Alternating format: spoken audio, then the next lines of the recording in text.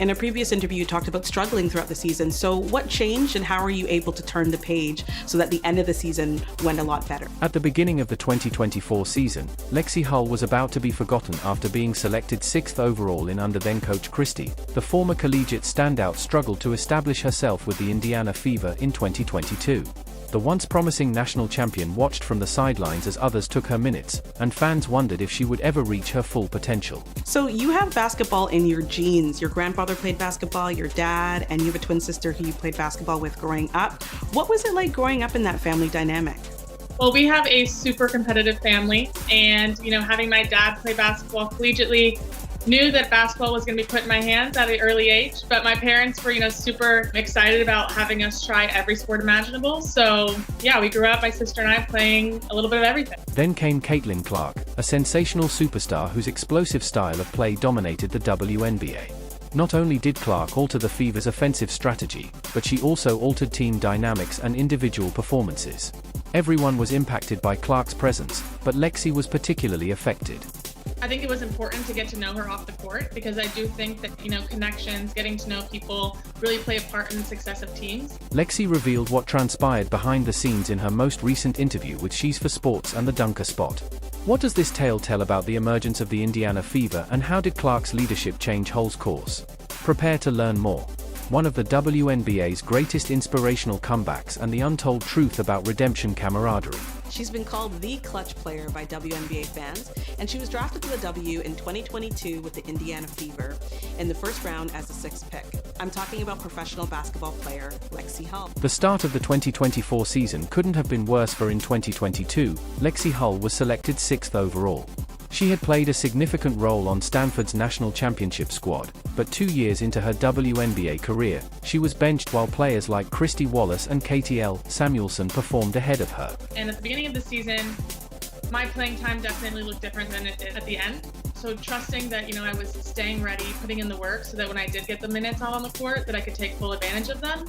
So I was just really proud of myself for trusting the process and staying the court. However, it was difficult for H to trust the process because it was difficult to make the mental shift from being a college star to vying for a spot in the WNBA. The basketball part of the transition is really tough. Everybody out on the court was one of the best players on their college teams, definitely the best player likely from their high school team. So it's just this mishmash of the best basketball players, and then you're playing against people that have been there for years and years. Fans were growing frustrated as the Fever struggled as a team, starting the season with a miserable 1-win, 8-loss record, and tension was felt in the locker room. We were just sick that we had lost so many games, and also feeling like we were better than that. Criticism of the rotations on the team defensive errors headlines were dominated by coaching and a lack of cohesion, leaving players to deal with a maelstrom of uncertainty and annoyance. Part of my role is just getting to the open spots, and we have such a good offense that people find the open person. So to be that open person, you get excited. You get excited for the opportunity to shoot and score and be part of the momentum. She dedicated herself to honing her shooting and cutting skills so she could take advantage of each chance that presented itself. Hull also acknowledged that her teammates helped to keep her motivated. What is it like playing off of Caitlin Clark, Kelsey Mitchell, and Aaliyah Boston? They make my job really easy, right? It's awesome, and it's really cool to see all of them just grow, not only from this year, but playing 3 years with Kelsey, 2 years with Aaliyah. They're so impressive. Presenting Caitlin Clark, the Phenom, whose arrival was nothing short of revolutionary for the Indiana Fever, who are renowned for their breathtaking highlights and fierce rivalry. Desperate for a spark, Clark entered a locker room, and she found one. As soon as Clark joined the squad, the mood shifted, spectators were giddy, ticket sales skyrocketed, and practices were electrifying. I think it's really fun because they garner so much attention, obviously, from the other team's defense, so then it allows the other players, me included, to make cuts, make reads, and they're really good at finding, those openings and giving the ball up when it's needed and finding the better shot. So it's really fun, and I feel really lucky to get to play with them. In practice, we compete against men, laughing if they're not winning, Hull remarked. Caitlin will stop at nothing to ensure that they are competitive, and that enthusiasm flowed over into games, leaving the defenders reeling from her ability to predict plays before they happened. I definitely got passes and tried to finish when I wasn't expecting to get the ball. So now it's okay, every cut I have, run, like I have a real opportunity to get the ball, which definitely like took me a second, and I think it really just took one of those to really get my head around, like, oh, she's all the way down at the other end of the floor and she can still make the pass to me down at the block at this end. So I mean, it's been awesome. The team started scoring more frequently as a result of Clark's ability to read defenses and deliver passes into tight windows, which abruptly changed the Fever's offense and left players like Hull wide open in areas they hadn't been before. She's making passes that I didn't think were possible, Hull added. It's so fun to be able to know that you're not just cutting to cut, knowing that you're cutting with the possibility of like actually making a really cool play. So that makes it that much more worthwhile. Players soon started consuming her energy, thinking they could compete with anyone in the league, as her competitive fire was infectious and inspired everyone to step up their game. Clark's entrance was about culture rather than just numbers or spectacular plays.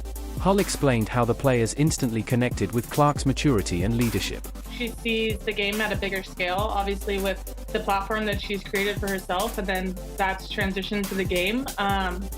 It's huge. And I think like for me, especially as a point guard and as someone that's delivering a lot of the passes that lead to shots, like if I miss, she's definitely going to say like, you got the next one. Like I can count on her for keeping me like confident and positive.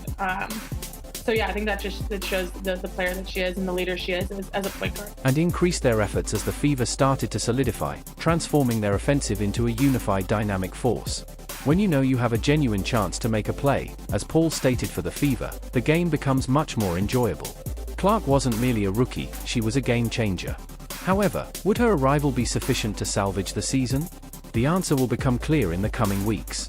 It's really awesome to get to know her as well because, you know, she's a great person, but you have all these expectations put on her, and our team has put on her, and fans have put on her. So to see her kind of be so mature in that transition, it's been really awesome, and I'm just really proud to, you know, have her on the team, and it's been exciting. We understand that viewing this video takes up some of your time, so please remember to like, subscribe, and enable all notifications if you've made it this far and are enjoying it.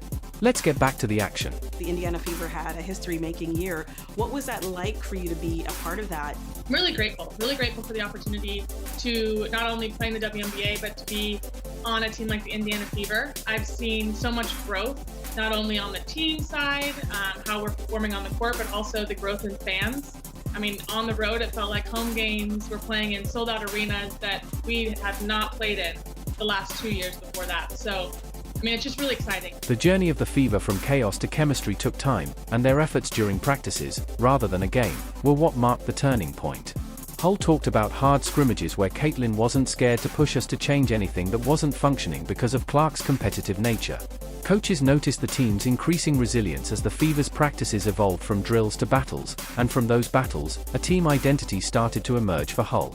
Paul recalled that her energy was contagious and that we knew we had to match it. All of it comes down to trusting the process, and part of that process is making sure that the work's getting done. Paul spent the Olympic break honing her cuts and increasing her shooting consistency. We practiced for a whole month, and she remarked that watching my percentages rise gave me the confidence I needed. I think one thing that our coaches did during that break, I mean, we had a full month of practice pretty much during the Olympic break, and they would put up every day after practice our shooting percentages from 2s and 3s during drills, during scrimmages, during everything. And I think that helped me because, some people would probably like it's so annoying, whatever, but I personally liked it. By the time the season's second half arrived, Hull had transformed from a backup to a crucial member of the team's offensive unit. Hull's comeback was greatly aided by Clark's arrival. Her ability to attract defenders gave Hull the chance to prosper. Hull stated that because Kelsey and Caitlin attract so much attention, it creates opportunities for players like me to cut and find openings. Hull started to see the fruits of her labor on the floor as her shooting percentage increased, and she produced pivotal plays and moments that helped the Fever spread. Numbers don't lie, unfortunately, and they're very drastic. My first 2 years, I was just so upset because I was putting in so much work, and my shooting percentages, I would granted get like 1 or 2 at the max, 3s a game. So it's hard to be super efficient when you pressure is really on for those couple shots. But the numbers don't lie. So it really allows you to look at improvements and really shoot for goals and keep yourself like accountable. Hull shared the belief that unity was what got us through those difficult times, and as the Fever began winning games, the impact of their chemistry became undeniable. Once a struggling team had turned into a playoff contender, fans noticed and flocked to arenas and social media with support. It's difficult to put into words how much it meant to us to play in front of a sold-out audience at home after hearing Hull talk about the electricity in crowded arenas.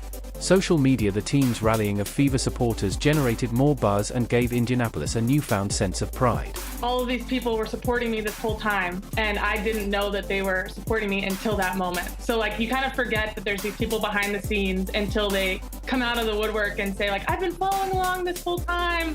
Like, I'm so proud of you. And that just feels so good to know that there's, such a community behind everybody on our team, even when you don't hear it every day. With Clark leading the charge and Hull finding her footing, their transformation wasn't just a comeback story, it was a statement.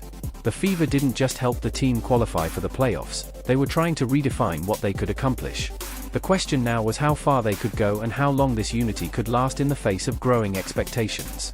You and Erica Wheeler started swapping outfits, so where did that idea come from? Our styles are so drastically different. So we were just joking, like, I wonder what it would look like if you could pull it off. And the first outfit was something so outside of what I would have ever picked out of my closet. And they're like, that's not going to look good on me. I'm like, all right, let's try. So then I tried it on and everyone was like, you pull it off, you pull it off. So then it just became part of the pregame tradition. And it's a really fun, lighthearted way to just, get us in the mood to play. For athletes such as Lexie Hull, the newcomer, the Fever's rise changed their life off the court as well. Both excitement and unforeseen difficulties came with fame. Suddenly, a grocery shop in Indianapolis became the scene of numerous meet and greets. Walking through the grocery store in Indianapolis and trying to just go get some groceries and someone fist bumps me and says, "Go Fever." That's just a really cool environment, and it shows, the dedication of the fans and the fandom in the city. So that part's been awesome. With crowded arenas and social media ablaze following every match, the Fever players found themselves negotiating the two-edged sword of fame, but the pressure of being in the spotlight wasn't always fun. Pros, it's pretty obvious. We have people filling the stands. We have people cheering. We have people so excited for the individual success of the teams, but also the league as well as the players. So there's so many more eyes on the game. For her and her teammates, social media in particular presented a special challenge because of the never-ending barrage of encouraging and debilitating comments. It's hard. It's easy to say, don't read it, but everybody does a little bit. And I think it's having that support system to help keep you on track. However, the emotional toll of fame was genuine even with this strategy. Hull talked about having periods of self-doubt, particularly after difficult losses. It's a necessary part of the work, but it's not easy. Despite these difficulties, the team developed a supportive and accountable culture that protected one another from outside distractions. The biggest thing is finding people to kind of get you out of that cycle and get you to thinking about the positive things you did, even though a lot of times people online aren't talking about the positive things. Through it all, the Fever learned to embrace the spotlight without losing their identity. For Hull and her teammates, the season was about more than just basketball. It was about learning to thrive in a world where the stakes were higher than ever. The locker room turned into a safe place where the emphasis was on growth and camaraderie rather than outside pressures. The fact that people are talking about the WNBA, people are tuning in to our games, that's what we want to hear, and that's only going to get us farther as we go on. From a difficult beginning to becoming one of the WNBA's most talked about teams, the Indiana Fever's journey this season was nothing short of remarkable. They have demonstrated that perseverance and collaboration can get them through even the most difficult obstacles. Clark's leadership both on and off the court gave the team the spark they needed. She's not just a star player, she's a force that improves everyone around her. Hull's transformation was a testament to perseverance and hard work.